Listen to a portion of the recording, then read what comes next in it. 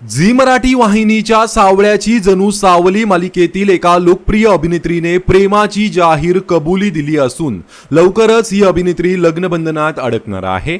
सावळ्याची जणू सावली मालिकेतील अभिनेत्री भाग्यश्री दळवी हिने प्रेमाची कबुली दिली आहे।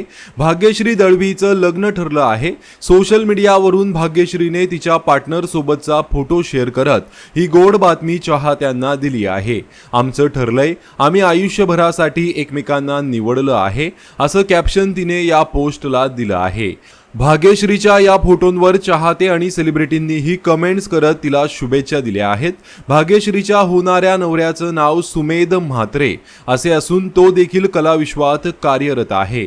भाग्यश्रीने अनेक मालिकांमध्ये काम केलं आहे।